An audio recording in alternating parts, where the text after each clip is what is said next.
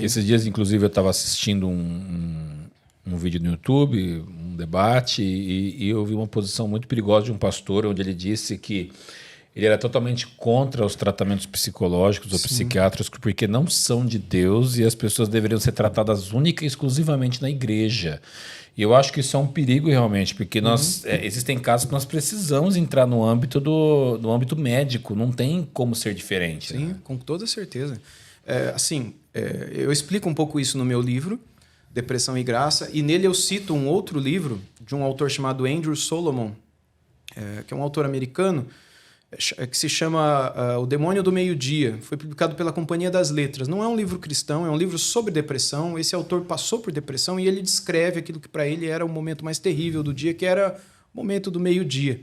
Por isso o livro se chama O Demônio do Meio-Dia.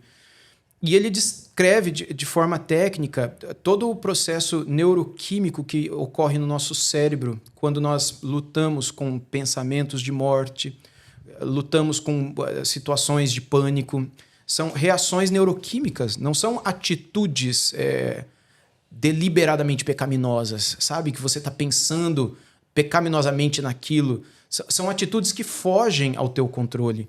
E, inclusive, há a citação de várias pesquisas, né? Mas uma que me chamou a atenção, que o Andrew Solomon fez, é que cerca de 90% das pessoas que se matam como decorrência da depressão. A depressão hoje no mundo, são dados lá dos Estados Unidos e do Japão que ele levantou. Aí na época, eu pesquisei aqui no Brasil também, eu levantei dados de 2012 a 2014. O livro foi lançado em 2016, então eram os dados que o Ministério da Saúde aqui do Brasil oferecia. E a mesma coisa aqui no Brasil, de 80% a 80% dos crimes considerados violentos, as mortes consideradas violentas, 80% a 90% era depressão. Não era assassinato, não era roubo à mão armada, tipo matou. No caso dos Estados Unidos, pessoas que vão para a guerra. Não é nada disso, é depressão, que termina em suicídio quando a pessoa não se trata. Meu Deus. É a doença que mais mata em casos de morte violenta, né? No caso, o suicídio é considerado uma morte violenta.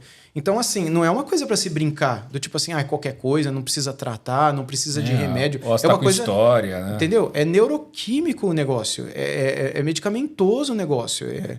É uma enfermidade. É que existem pessoas que acham que a doença só chega até no pescoço. Do pescoço para cima não tem doença mais, entendeu? A massa encefálica que existe dentro da nossa caixa craniana, ela fica doente também. Ela pode falhar ou não. E ela precisa ser tratada. E nós somos mais do que o nosso cérebro também. Nós somos um ser inteiro. E a Bíblia já diz isso desde os Salmos. Toda a nossa constituição material e imaterial trabalham juntas. Aquilo que na psicologia, na psiquiatria, na psicanálise, na ciência médica de forma geral se chama do psicossomatismo, a inter-relação entre o corpo e a alma. Isso não é uma coisa da ciência moderna, isso está na Bíblia, né? Davi dizia, enquanto eu calei os meus pecados, os meus ossos doíam. É uma coisa da alma, do pecado que ele calou, doeu o osso. Então, as coisas são interligadas, mas não é só pecado que leva a isso. Entende? E mesmo que tenha sido um pecado que tenha levado, você não vai tratar a doença agora? Ainda mais sabendo que essa doença pode afetar você com surtos psicóticos que te levam à morte, nos quais você não tem noção do que você está fazendo. E é o que o Solomon explica, né, na questão dos 90% de suicídios. As pessoas elas não estão sabendo o que elas estão fazendo. Elas tiram a vida sem saber que elas estão tirando a vida. Elas se jogam na frente de um ônibus do nada. Elas preparam tudo como se elas tivessem... Mas há toda uma explicação sobre o inconsciente humano que age sobre o consciente, aqui o meu consciente está dominando o meu inconsciente, né? Mas é possível que eu fique doente e o meu inconsciente domine o meu consciente e eu tenha atitudes inconscientes e inconsequentes. Tanto é que dentro da própria legislação do Código Penal do nosso país existem leis e formas de tratamento para pessoas que... Por exemplo, a mulher no caso da depressão pós-parto.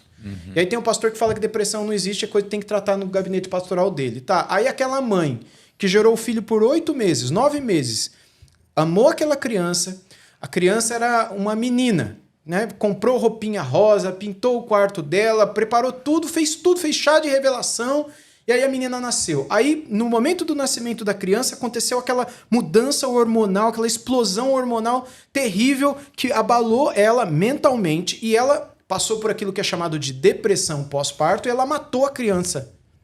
No Brasil, ela não é criminalizada por isso.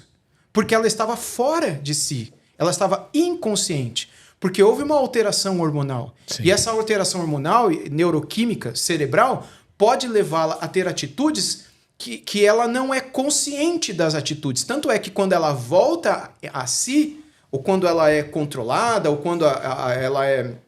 os hormônios são repostos, ou qualquer coisa nesse sentido é tratado, ela é capaz de matar a vida dela por causa daquilo que ela fez de tanta tristeza, agora consciente. Ela não se conforma com aquilo que ela fez, né? Hoje isso não existe mais porque os médicos controlam toda essa situação e tudo mais. Praticamente não existe mais, porque os médicos controlam a situação do momento do parto, não é? Mas no passado isso acontecia muito, né? Então, essa pessoa que é capaz de matar o próprio filho, ela é capaz de matar a si mesma e é capaz de matar outro, sem estar consciente do que ela fez. E é óbvio que precisa de pessoas para diagnosticarem isso, perceberem isso e tudo mais, né? Existem pastores, eu conheci 2 próximos que se mataram. Os 2 se enforcaram, porque eles não acreditavam que depressão era doença. E eles aprenderam, como eu aprendi um dia também, que depressão você não se trata com remédio, ou com médicos, ou terapeutas, etc. Não é? Você tem que confiar na Bíblia e Deus vai te curar. E 2 desses pastores tiraram a vida. Meu Deus. E eles estavam num processo de depressão avançado. E eu conheci um colega de seminário meu. No meu primeiro ano do seminário, lá no Seminário do Sul, no Rio de Janeiro. Ele já estava no 3º ano, mas a gente tinha mais amizade porque a gente é daqui do interior de São Paulo, então a gente tinha uma certa afinidade, né? E a história é longa, eu não vou contar toda a história aqui, mas um dia ele aceitou ser tratado aqui, além de depressão, ele tinha problema com esquizofrenia, que também é considerado por essa turma como pecado, que não é doença. E um dia ele estava aqui, andando em Ribeirão Preto, né, porque ele veio para cá para se tratar no hospital da USP, aqui da universidade, né, da USP, e ele se jogou na frente de um ônibus, andando com um colega nosso, o cara que trabalhava no Xerox lá do seminário, que a gente era tudo amigo. E eu estava aqui em Araraquara, quando soube que ele pegou e se jogou na frente do ônibus do nada. Ele falou, a gente estava andando, conversando, ele já estava aceitando tomar os remédios, que ele não aceitava. 2 filhos pequenos, a esposa grávida. Ele falou, do nada. Ele pegou e falou, e se jogou. Aí você fala, aí você fala que esse cara não tinha que tomar um remédio? Claro que Será que não era um problema, sabe, neuroquímico, que poderia ser tratado? Aí eu pergunto, aí vem esse pessoal e fala, não, morreu, foi pro inferno, porque se matou.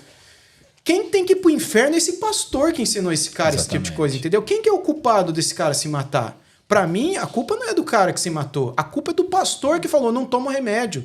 Porque foi esses colocou sangue nas mãos dele. Entendeu? Pra mim, o sangue dessas mortes está na mão destes que ensinam que não tem que se tratar.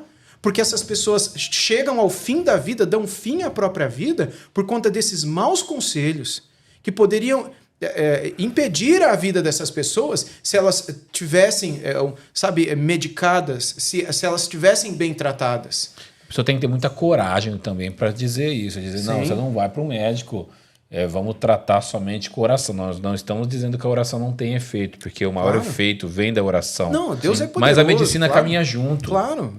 De forma alguma, eu creio, eu oro que Deus cure essas pessoas, entende? E é como uma pessoa que está com câncer ou está com um outro problema de saúde, a gente não ora para Deus curar essas pessoas?